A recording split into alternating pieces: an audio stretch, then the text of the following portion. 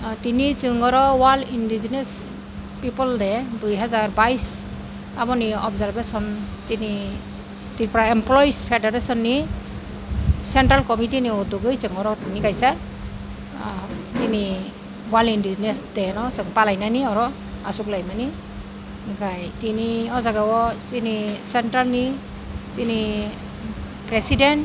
chini central ni vice president chini central ni GS chini central ni sini cashier tei sini town committee tei women cell ni sini bukuk song jotono tini oro jeng sini World Indigenous Day je program abono palailene bagai jeng oro tini manjak paika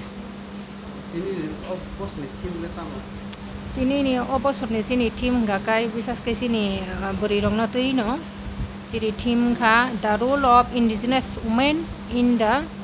prevention and transmission of traditional knowledge ne je sini taklai ni team angkai sini je berirong ni sini indigenous berirong ni je hukumu ni sini traditional ni je sini tamnai hukumu ni sini je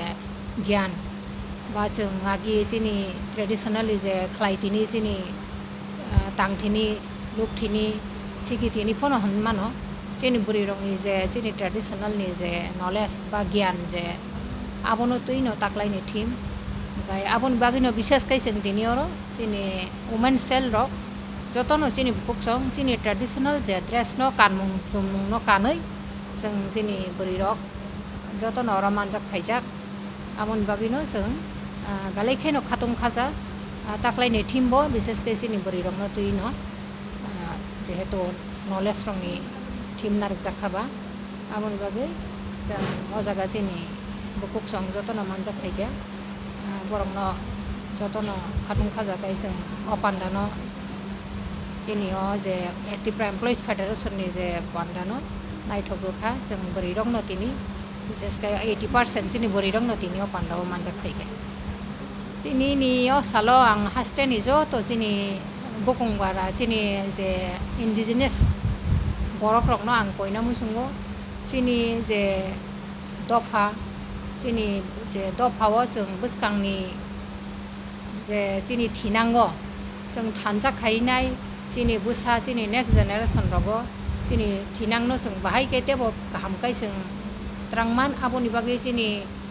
chin dofa ni joto sini takuk tei bukuk song okra sakra joto no ang koijao sini buskang ni generation no je tabung nukjagui tongmani sini busabutui ba sini no sono ari ni je sini param chairong ni je sini chirai rok je babe sini drugs rogo koboli tongkha kabangma chaya kam rogo sini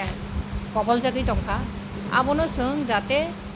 sini odo phano kasuoi sini buskang ni next generation no sung tebo kaham gai trangnani bagui jeng jotono parani koroksa jaifon ungthung ani busaya phono jengabo sini dofani borok rinai seng jotono ma phani je sini je daitto tongma haikeno seng sini parani ba lama amchayo thangtini imtini jekhane phono nukhai sengabo jotono sengabo subalai